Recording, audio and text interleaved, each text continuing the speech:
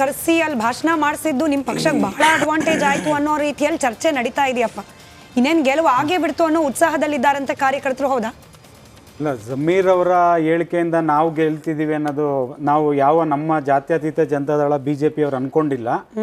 ಚನ್ನಪಟ್ಟಣದ ಮುಸಲ್ಮಾನ ಬಾಂಧವರೇ ಕಣಿಸಿದ್ದಾರೆ, ಜಮೀರ್ ಬರಬೇಡಪ್ಪ ಇನ್ಮೇಲೆ ನಮ್ಮ ತಾಲೂಕಿಗೆ ದಯಮಾಡಿ. ಯಾಕೆಂತಂದರೆ ನಿಮ್ಮದು ಏನೇ ಇರ್ಬೋದು ಪರ್ಸ್ನಲ್ ಮ್ಯಾಟರ್ಗಳು, ನಮ್ಮ ಕುಮಾರಣ್ಣ ಅವರು ಈ ಹಿಂದೂ, ಇವರು ಮುಸಲ್ಮಾನರು, ಇವರು ಕ್ರೈಸ್ತರು ಅಂತ ಯಾವತ್ತೂ ಆ ರೀತಿ ಕಂಡವರಲ್ಲ.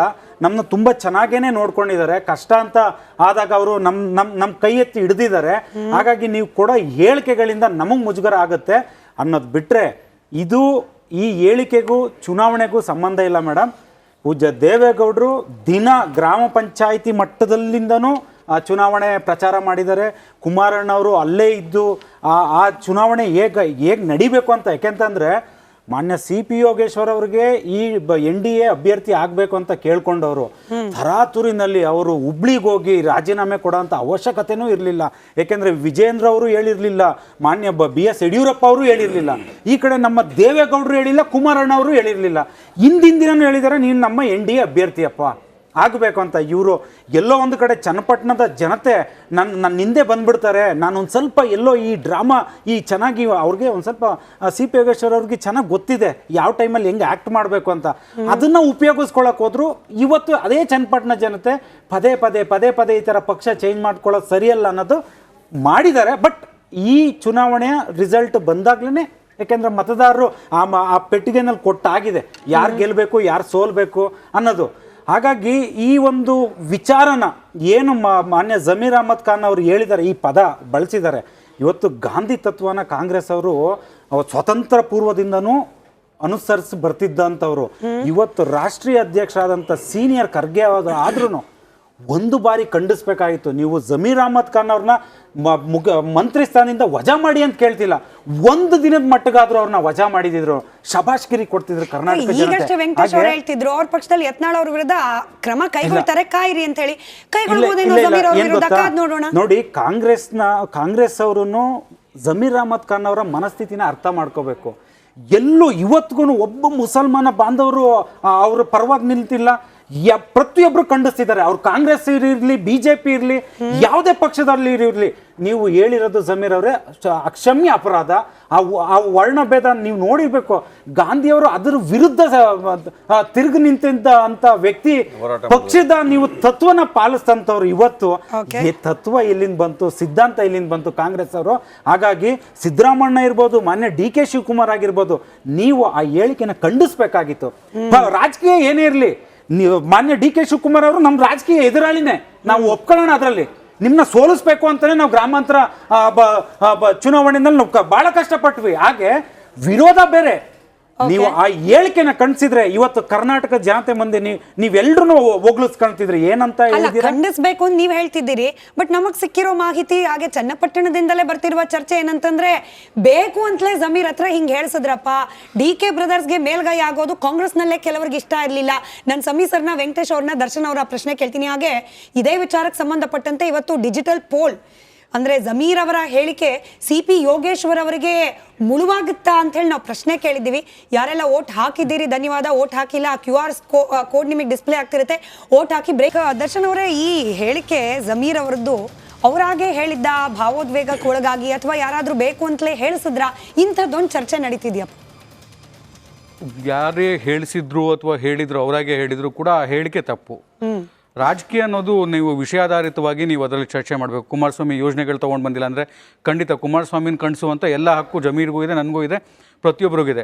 ರಾಜಕೀಯವಾಗಿ ನಾವು BJP ಅವ್ರ ಮೇಲೆ ಮಾಡ್ತೀವಿ, BJP ಅವ್ರು ನಮ್ಮ ಮೇಲೆ ಆರೋಪಗಳು ಮಾಡ್ತಾರೆ, ನಾವು ಕಾಂಗ್ರೆಸ್ನವ್ರು ನಮ್ಮ ಮೇಲೆ ಮಾಡ್ತೀವಿ, JDS ಅವ್ರ ಮೇಲೆ ಮಾಡ್ತೀವಿ. ಆದರೆ ವಿಷಯಾಧಾರಿತವಾಗಿ ರಾಜ್ಯಕ್ಕೆ ಪೂರಕವಾಗಿರುವಂಥ ಆರೋಪಗಳೇನಿದೆ ಅದನ್ನು ಮಾಡ್ಬೋದು ಮತ್ತು ಅವರನ್ನು ಟೀಕಿಸ್ಬೋದು ವಿಷಯಾಧಾರಿತವಾಗಿ. ಆದರೆ ನೀವು ಒಂದು ಬಣ್ಣ, ಒಬ್ಬ ವ್ಯಕ್ತಿಯ ಬಣ್ಣ, ಆತನ ಜಾತಿ ಅಥವಾ ಬೇರೆ ಏನಾದರೂ ಆತನ ದೇಹಾಕಾರಗಳನ್ನ ಇಟ್ಕೊಂಡು ನೀವು ಅವ್ರನ್ನ ಇದು ಮಾಡ್ತೀರಾ ಅಂತ ಹೇಳಿದರೆ ಅದು ತುಂಬ ಕಳಪೆ ಮಟ್ಟದ ರಾಜಕಾರಣ ಆಗುತ್ತೆ. ಮತ್ತು ಅಂಥ ಕೀಳು ರಾಜಕೀಯ ಕರ್ನಾಟಕದಲ್ಲಿ ಇದುವರೆಗೆ ಯಾರೂ ಮಾಡಿಲ್ಲ. ನಾವು ಹಿಂದೆ ಮಲ್ಲಿಕಾರ್ಜುನ್ ಖರ್ಗೆ ಅವ್ರ ಬಗ್ಗೆ ಅರಗ ಜ್ಞಾನೇಂದ್ರ ಹೇಳಿದಾಗ ಕೂಡ ನಾವು ಅದನ್ನು ಖಂಡಿಸಿದ್ವಿ.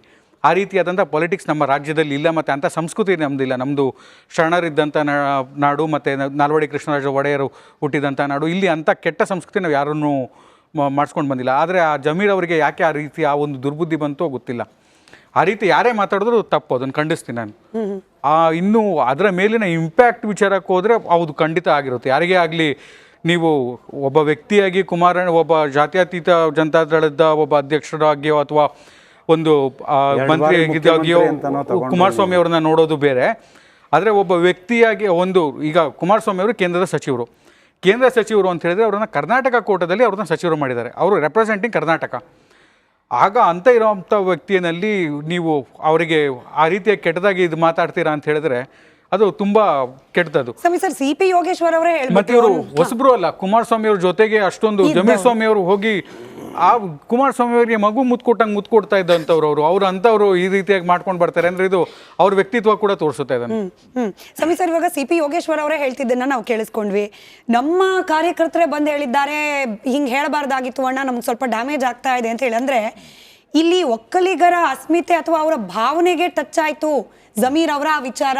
ಒಂದರ್ಥದಲ್ಲಿ ಹಿಂದೂ ಓಟ್ಗಳು, ಒಕ್ಕಲಿಗರನ್ನು ಒಳಗೊಂಡಂತೆ ಹಿಂದೂ ಓಟ್ಗಳು ಕನ್ಸಾಲಿಡೇಟ್ ಆಗಕ್ಕೆ ಲಾಸ್ಟ್ ಮಿನಿಟ್ ಅಲ್ಲಿ ಬಹಳ ಸಹಕಾರಿ ಆಯ್ತು ಜಮೀರ್ ಅವರ ಈ ಮಾತುಗಳು ಅನ್ನೋ ಚರ್ಚೆ ಕೂಡ ಇದೆ. ಹೌದು ನಿಜ ಅದು. ಯಾಕೆ ಅಂತಂದ್ರೆ ಅವರ ನಡುವಿನ ಪೊಲಿಟಿಕಲ್ ಡಿಫ್ರೆನ್ಸಸ್ ಏನೇ ಇರಲಿ, ಅವ್ರು ಎಷ್ಟೇ ಕ್ಲೋಸ್ ಇರಲಿ, ಖಾಸಗಿಯಾಗಿ ಕರ್ಕೊಳ್ಳಿ, ಏನಾದರೂ ಅನ್ನೋದಿತ್ತು ಅಂದರೆ ಖಾಸಗಿಯಾಗಿ ಕರ್ಕೊಳ್ಳಿ. ಆದರೆ ಸಾರ್ವಜನಿಕವಾಗಿ ಕ್ಯಾಂಪೇನ್ ಮಾಡಬೇಕಾದ್ರೆ ಅವರು ಮಾತಿನ ಶೈಲಿ ಇಲ್ಲಿ ನನಗೆ ಒಂದು ಆ ಬಣ್ಣವನ್ನು ಹೇಳಿಬಿಟ್ಟು ಮಾತಾಡಿದ್ರ ಜೊತೆಗೆ ಇಡೀ ಮುಸ್ಲಿಂ ಸಮುದಾಯ ನಿಮ್ಮನ್ನ ಖರೀದಿ ಮಾಡುತ್ತೆ ಮಾತಾಡಿದ್ದೀಯಲ್ಲ, ತಪ್ಪದು. ಯಾರು ಅವರಿಗೆ ಅದನ್ನು ಸ್ಟೇಟ್ಮೆಂಟ್ ಮಾಡೋದಕ್ಕೆ ಅಥಾರಿಟಿ ಕೊಟ್ಟವರು?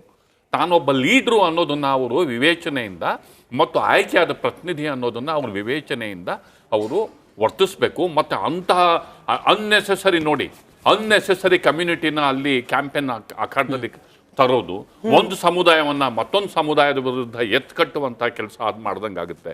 ಇದು ಖಂಡಿತವಾಗಿಯೂ ಕೂಡ ಯಾರಿಗೂ ಒಬ್ಬ ಲೀಡರ್ ಆದವರಿಗೆ ಶೋಭೆ ತರುವಂಥದ್ದಲ್ಲ. ಸಾರ್ವಜನಿಕ ಬದುಕಲ್ಲಿರುವಂತಹ ನಾಯಕರು ತಮ್ಮ ಬದುಕಲ್ಲಿ ಬಳಸಬೇಕಾಗಿರುವಂತಹ ಪದ ಮತ್ತು ಪರಸ್ಪರ ಕೊಡಬೇಕಾಗಿರುವಂಥ ಗೌರವ ಮತ್ತು ಘನತೆಯನ್ನು ಉಳಿಸ್ಕೊಳ್ಳುವಂಥ ಕೆಲಸವನ್ನು ಮಾಡಬೇಕು.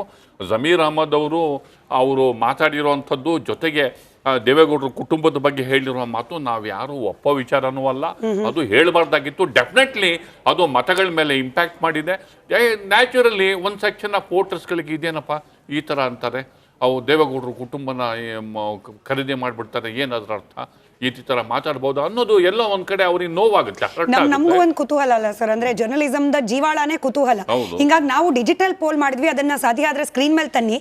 24ಕ್ಕೂ ಅಧಿಕ ಸಾವಿರ ಮಂದಿ ವೋಟ್ ಹಾಕಿದ್ದಾರೆ. ಸ್ಯಾಂಪಲ್ ಚಿಕ್ಕದಿರಬಹುದು, ಬಟ್ ಅಭಿಪ್ರಾಯ ಜಮೀರ್ ಅವರ ಮಾತುಗಳು ಸಿ.ಪಿ. ಯೋಗೇಶ್ವರ್ ಅವರಿಗೆ ಕ್ಷೇತ್ರದಲ್ಲಿ ಮುಳುವಾಗುತ್ತಾ ಚುನಾವಣಾ ಫಲಿತಾಂಶದ ವಿಚಾರವಾಗಿ ಅಂದಾಗ 88% ಜನ, ವೆಂಕಟೇಶ್ ಸರ್ 88% ಜನ ಹೌದು ಈ ವಿಚಾರ ಮುಳುವಾಗುತ್ತೆ ಅಂತ ಹೇಳಿ ಅಭಿಪ್ರಾಯ ವ್ಯಕ್ತಪಡಿಸಿದ್ರು. ಇದರಲ್ಲಿ ಆಬ್ವಿಯಸ್ಲಿ ಬರೀ ಚನ್ನಪಟ್ಟಣದ ವೋಟರ್ಸ್ ಮಾತ್ರ ಇಲ್ಲಿ ನಮಗೆ ವೋಟ್ ಹಾಕಿರಲ್ಲ, ಬಟ್ ಸ್ಟಿಲ್ ಇದು ಜನರ ಅಭಿಪ್ರಾಯ. ಅವರ ಜಮೀರ್ ಅಹಮದ್ ಖಾನ್ ಹೇಳಿಕೆಗಳನ್ನು ಆಧರಿಸಿ ಮಾತಾಡೋದೇ ಆದರೆ ನೀವು ದಯವಿಟ್ಟು ಚನ್ನಪಟ್ಟಣದ ಮುಸಲ್ಮಾನರ ಜನಸಾಮಾನ್ಯರನ್ನ ಯುವಕರನ್ನ ಹೋಗಿ ಮಾತಾಡಿಸಿ, ಅವರೇನೇ ಅವರ ಭಾವನೆಗಳನ್ನು ಈ ಹೇಳಿಕೆಗೆ ಸಂಬಂಧಪಟ್ಟಂತೆ ಹೇಳುವಂಥದ್ದು. ಆಮೇಲೆ ಈ ಇಡೀ ಚುನಾವಣೆ 3ಕ್ಕೆ 3 ಉಪಚುನಾವಣೆಗಳೇನು ನಡೆದಿದ್ದಾವಲ್ಲ, ಈ ಉಪಚುನಾವಣೆಗಳಲ್ಲಿ ನಾವು ಗೆಲ್ತೇವೆ, ಅದರಲ್ಲಿ ಅನುಮಾನ ಬೇಕಾಗಿಲ್ಲ. ಆದರೆ ಗೆಲುವಿನ ಅಂತರ ಇದೆಯಲ್ಲ, ಈ ಗೆಲುವಿನ ಅಂತರವನ್ನ ಈ ಹೇಳಿಕೆಗಳು ಇನ್ನೊಂದಷ್ಟು ಜಾಸ್ತಿ ಮಾಡುತ್ತೆ. ನಿಖಿಲ್ ಕುಮಾರಸ್ವಾಮಿ ಅವರ ಗೆಲುವಿನ ಅಂತರ. ಮತ್ತೆ ಈ ಬಾರಿಯ ಈ 3 ಉಪಚುನಾವಣೆಗಳು ನಡೆದಂಥದ್ದು ಯಾವುದು ಅಂದ್ರೆ, ಒಂದು ಕಡೆ ದಲಿತರ ಹಣವನ್ನ ನುಂಗಿ ನೀರು ಕುಡಿದಂಥದ್ದು ಈ ರಾಜ್ಯ ಸರ್ಕಾರ, ಇನ್ನೊಂದು ಕಡೆ ವಕ್ಫ್ ಹೆಸರಲ್ಲಿ ಕಲಂ 9 ಮತ್ತು 11 ಸಿಕ್ಕಿದ್ದಕ್ಕೆಲ್ಲಾನು ವಕ್ಫ್ ಬೋರ್ಡ್ ಅಂತ ಹೇಳಿ ಇವರು ಹಾಕಿದಂಥದ್ದು. ಆವಾಗಲೇ ನಮ್ಮ ಸಮೀವುಲ್ಲಾ ಅವರು ಹೇಳ್ತಾ ಇದ್ರು, ಇನಾಮ್ ಅಡಿಯಲ್ಲಿ ಸರ್ಕಾರದಿಂದನೇ ಗ್ರಾಂಟ್ ಆಗಿರ್ತಕ್ಕಂಥ ಲ್ಯಾಂಡ್ಗಳಿಗೂ ಸಹ ಇವರು ವಕ್ಫ್ ಬೋರ್ಡ್ ಅನ್ನ ಮಾಡತಕ್ಕಂಥದ್ದು. ಆಮೇಲೆ ಅದೊಂದೇ ಅಲ್ಲ, ಒಂದು ಕಡೆ ಒಂದಷ್ಟು ಲೂಟಿ ATM ಸರ್ಕಾರ, ಇವುಗಳ ಆಧಾರದ ಮೇಲೆ ಈ ಚುನಾವಣೆ ನಡೆದಿರ್ತಕ್ಕಂಥದ್ದು. ಇಡೀ ರಾಜ್ಯದ ಜನ ಬೇಸತ್ತಿರ್ತಕ್ಕಂಥದ್ದು. ಅದಕ್ಕೆ ಈ 3 ಉಪಚುನಾವಣೆಗಳೇನಿದಾವಲ್ಲ, ಈ 3 ವಿಧಾನಸಭಾ ಕ್ಷೇತ್ರಗಳ ಫಲಿತಾಂಶ ಈ ಬಾರಿಯ ಆಯ್ತು. ಇಡೀ ನಾನು ರಾಜ್ಯದ ಅಶ್ವಿನ್ ಅವ್ರ- ಪ್ರತಿಫಲನವಾಗಿ ಕೆಲಸ ಮಾಡುತ್ತೆ. ಅಶ್ವಿನ್ ಅವ್ರಿಗೆ ಪ್ರಶ್ನೆ ಕೇಳೋಕ್ ಮುಂಚೆ ಡಿ.ಕೆ. ಸುರೇಶ್ ಅವರು ಈ ಸಿ.ಪಿ. ಯೋಗೇಶ್ವರ್ ಬಹಳ ಹತಾಶರಾಗಿ ಮಾತನಾಡ್ಬಿಟ್ರ ಅನ್ನೋ ವಿಶ್ಲೇಷಣೆ ನಡೀತಾ ಇತ್ತು. ಅಂದ್ರೆ ಹೌದು, ಜಮೀರ್ ಅವ್ರ ಹೇಳಿಕೆಯಿಂದ ನನಗೆ ಡ್ಯಾಮೇಜ್ ಆಗಿದೆ ಅನ್ನೋ ರೀತಿಯಲ್ಲಿ ಮಾತನಾಡಿದಕ್ಕೆ ಡಿ.ಕೆ. ಸುರೇಶ್ ಅವರು ಅವರದ್ದೇ ಆಯಾಮದ ಒಂದು ವಿವರಣೆಯನ್ನು ನೀಡಿದ್ದಾರೆ. ಅದನ್ನ ಕೇಳಿಸ್ಕೊಂಡ್ಬಿಡಿ, ಆದ್ಮೇಲೆ ಅಶ್ವಿನ್ ಅವ್ರಿಗೆ ಆ ಪ್ರಶ್ನೆ ಕೇಳ್ತೀನಿ. ಒಬ್ಬೊಬ್ಬರ ಭಾವನೆ ಒಂದೊಂದು ರೀತಿ ಇರ್ತದೆ. ಅವರು ಬಹುಶಃ ಗೆಲ್ಲುವ ವಿಶ್ವಾಸ ಅವ್ರಿಗೂ ಇದೆ, ನನಗೂ ಇದೆ, ನಮ್ಮ ಪಕ್ಷಕ್ಕೂ ಇದೆ, ನಮ್ಮ ಕಾರ್ಯಕರ್ತರಿಗೂ ಇದೆ. ಸೊ ನಮ್ಮ ಕಾರ್ಯಕರ್ತರುಗಳು ಎಲ್ಲಿ ಅಪ್ಪಿತಪ್ಪಿ ದುಡ್ಡು ಕಟ್ಕೊಂಡು ಬೆಟ್ಟಿಂಗು ಗಿಟ್ಟಿಂಗು ಆಡಿ ಸುಮ್ಮನೆ ಎಲ್ಲ ತೊಂದರೆ ಮಾಡ್ಕೋತಾರೋ, ಅವ್ರಿಗೆ ಯಾಕೆ ನಾನು ಏನಾರ ಹೆಚ್ಚು ಕಡಿಮೆ ಆಯ್ತು ಅಂದ್ರೆ ನನ್ನಿಂದ ಅವ್ರ ಮನೆಗಳಲ್ಲಿ ಅವ್ರ ಆರ್ಥಿಕವಾಗಿ ಸಂಕಷ್ಟ ಎದುರಿಸಬೇಕಾಗ್ಬೋದು, ಸ್ವಲ್ಪ ಅಳೆದು ತೂಗಿ ನೋಡೋಣ ಅನ್ನೋಂಥ ದೃಷ್ಟಿಯಿಂದ ಏನಾದ್ರೂ ಅವರು ಜನರ ದೃಷ್ಟಿಯಿಂದ ಹೇಳಿದ್ರು. ಒಬ್ಬೊಬ್ಬರ ಭಾವನೆ. ಅಂದ್ರೆ ಕಾರ್ಯಕರ್ತರು ಬೆಟ್ಟಿಂಗ್ ಕಟ್ಟಿ ಎಲ್ಲಿ ಕಳ್ಕೊಂಡ್ ಬಿಡ್ತಾರೋ ಅಂದ್ರೆ ಆ ಹೇಳಿಕೆಯಲ್ಲೇ ಗೊಂದಲ ಇದೆಯಾ ಅಂತ ಹೇಳಿ. ಆ ಬೆಟ್ಟಿಂಗ್ ಕಟ್ತಾರೆ ಅಂದ್ರೆ ಸಿ.ಪಿ. ಯೋಗೇಶ್ವರ್ ಅವ್ರು ಗೆಲ್ತಾರೆ ಅಂತಲೇ ಕಟ್ಟಬೇಕು, ಅವರೇ ಪಕ್ಷದ ಕಾರ್ಯಕರ್ತರು. ಎಲ್ಲಿ ಸೋತ್ ಬಿಡ್ತಾರೋ, ಬೆಟ್ಟಿಂಗ್ ಕಟ್ಟಿ ಮನೆ ಮಠ ಕಳ್ಕೊಳ್ತಾರೋ ಅಂದ್ರೆ ಅವ್ರು ಡಿ.ಕೆ. ಸುರೇಶ್ ಅವ್ರ ಹೇಳಿಕೆಯಲ್ಲೂ ಗೊಂದಲ ಇದೆಯಾ ಅಂತ. ಇದು ಮಾನ್ಯ ಡಿ.ಕೆ. ಸುರೇಶ್ ಅವರು ಏನು ಹೇಳಿದ್ದಾರೆ ಅದು ಸ್ವಲ್ಪ ಅರ್ಥಗರ್ಭಿತವಾಗಿದೆ. ಏನಕ್ಕೆ ಅಂದರೆ ಸಿ.ಪಿ. ಯೋಗೇಶ್ವರ್ ಅವರು BJP-ಲಿದ್ದರು, NDA ಭಾಗವಾಗಿ ಅಭ್ಯರ್ಥಿ ಮಾಡಿ ಅಂತ ಎಲ್ಲರೂ ಓಡಾಡಿದ್ರು. ಅವಾಗ ಒಂದು ಸ್ವಲ್ಪ ಒಂದು ಎಲ್ಲೋ ಒಂದು ಕಡೆ ಅವರು ಈ ಬೆಟ್ಟಿಂಗು ಅದು ಇದರಲ್ಲಿ ಕಾನ್ಸಂಟ್ರೇಷನ್ ಇರಲಿಲ್ಲ ಅಂದ್ಕೊಂಡಿದ್ದೀವಿ. ಬೇಸಿಕಲಿ ಕಾಂಗ್ರೆಸ್ಸಲ್ಲಿ ಕೆಲವು ಶಾಸಕರುಗಳು ಈಗ ಏನಾಗಿದ್ದಾರೆ, ಬೆಟ್ಟಿಂಗು, ಜೂಜು, ಕೆಸಿನೋ, ಆ ಗಡಿಪಾರು ಇಂಥರ್ನೆಲ್ಲ ಸೇರಿಸ್ಕೊಂಬಂದು ಶಾಸಕರನ್ನ ಮಾಡಿದಾಗ ನಿಜವಾಗ್ಲೂ ಕಾಂಗ್ರೆಸ್ ಪಕ್ಷದಲ್ಲಿ ಈ ಬೆಟ್ಟಿಂಗ್ ಪ್ರವೃತ್ತಿ ಇದೆ. ನಾನು ಹೇಳ್ತೀನಿ ಏನಕ್ಕೆ ಹೇಳ್ತಿದ್ದೀನಿ ಅಂದ್ರೆ, ಮೇಡಮ್ ನೀವು ನಾನು ಕಳೆದ ಒಂದು 2-3 ದಿನದಿಂದ ಈ ಮುಸಲ್ಮಾನ ಬಾಂಧವರನ್ನೇ ಮೀಟ್ ಮಾಡ್ತಿದ್ದೀನಿ ಮೇಡಮ್. ಕೆಲವು ವಿಚಾರವಾಗಿ ಇದಕ್ಕೆ ಅವ್ರು ಹೇಳ್ತಿದ್ದಾರೆ, ನಾವು ಹೇಳ್ತಿರೋದಲ್ಲ. ಇಲ್ಲ, ಪಕ್ಷ ಬೇರೆ.